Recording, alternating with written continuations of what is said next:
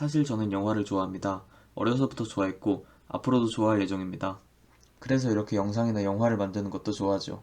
감독 중에는 크리스토퍼 놀란을 제일 좋아하는데요. 덩케르크 보고 진짜 감동받았습니다. 사실 뭐 그냥 처음 보는 IMAX에 감동받은 걸 수도 있고요. 어쨌든 저는 놀란을 좋아하니까 이번 편은 크리스토퍼 놀란에 대하여 하겠습니다. 영상 보시기 전에 양해를 구할 점이 하나 있는데요. 제가 리을 발음을 잘 못하는데 놀란을 발음하기가 너무 어렵네요. 발음 이상할 예정입니다. 양해해 주십시오. 우리가 크리스토퍼 놀란으로 알고 있는 영화 감독의 본명은 크리스토퍼 조나단 제임스 놀란입니다. 편의상 놀란으로 줄여 부르겠습니다. 그는 1970년 7월 30일 영국에서 아버지 브랜든 제임스 놀란과 어머니 크리스티나 사이에서 태어났습니다. 그는 형과 남동생이 있는 삼형제였는데요. 형은 살인을 한 범죄자고 동생은 각본가입니다. 놀란의 첫 영화는 7살 무렵 아버지의 슈퍼8 카메라로 찍은 피규어로 만든 영화입니다. 그 후 놀란은 자라 영국의 명문대 UCL에 입학하게 됩니다. UCL이 배출한 유명인들은 마하트마 간디, 그레이엄 벨, 알프레드 히치콕 등이 있습니다. 놀란이 이 학교에 입학한 이유는 오직 UCL에만 스팀백 편집실과 16mm 필름 카메라가 있어서라고 합니다. 영화를 만들려고 명문대에 입학한 거죠. 그렇게 놀란은 1989년 타란텔라, 1996년 상영된 절도, 1997년 두들버그라는 세 단편 영화를 만듭니다. 그리고 마침내 1998년 놀란의 첫 장편 영화인 미행이 세상에 나옵니다. 미행은 놀란의 장편 데뷔작으로 놀란의 런던 생활에서 영감을 얻어 제작되었다고 합니다.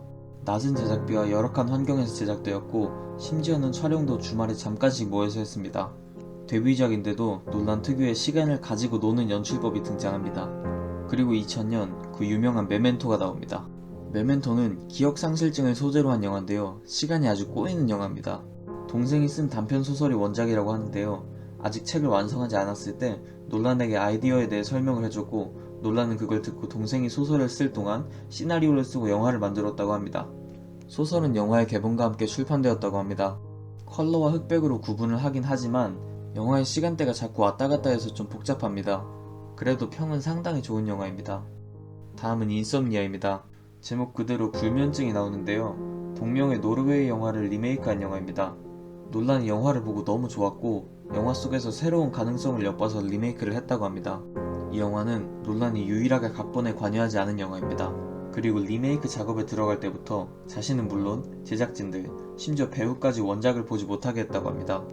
그래서 그런지 원작의 매력과 놀란의 개성이 모두 들어가 있는 영화입니다. 알파치노와 로빈 윌리엄스의 연기를 한 영화에서 볼 수 있는 것만 해도 엄청난 영화라고들 합니다. 놀란은 이 영화를 만들고 배트맨 비긴즈, 다크나이트, 다크나이트 라이즈로 구성된 배트맨 3부작을 만들게 됩니다.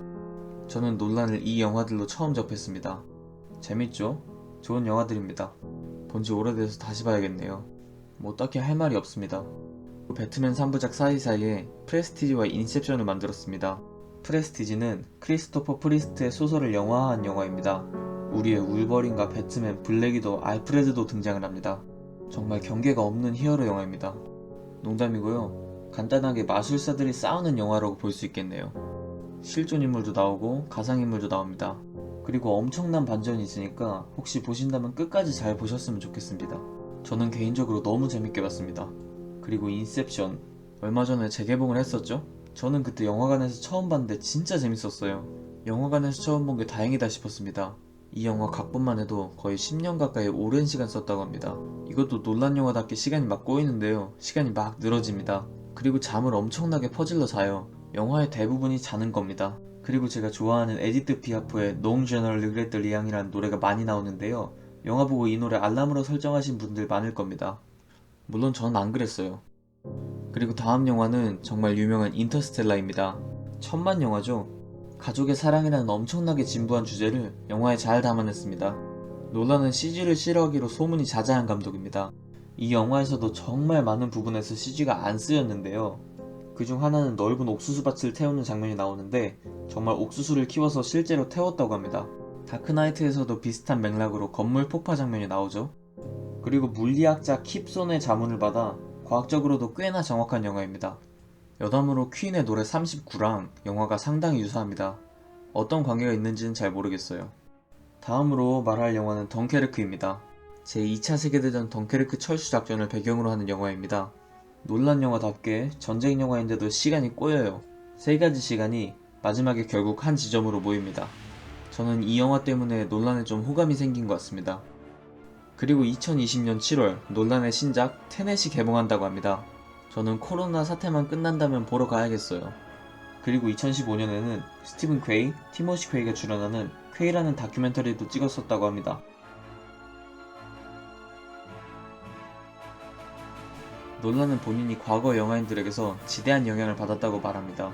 조지 루카스의 스타워즈가 그에게 엄청난 영향을 끼쳤습니다. 논란이 기억하기로는 처음으로 본 영화인데 영화로서 예술의 가능성을 열어줬다고 합니다. 또한 리들리 스콧도 그에게 큰 영향을 끼쳤다고 합니다. 논란은 그의 세계관의 질감을 좋아한다고 말했습니다. 그 외에도 테렌스 말릭, 스탠리 큐브릭도 있고 덩케르크에서는 알프레드 히치콕의 영향도 받았다고 했습니다. 더 예전 감독들인 프리츠랑 무르나우 등의 영향도 받았다고 합니다.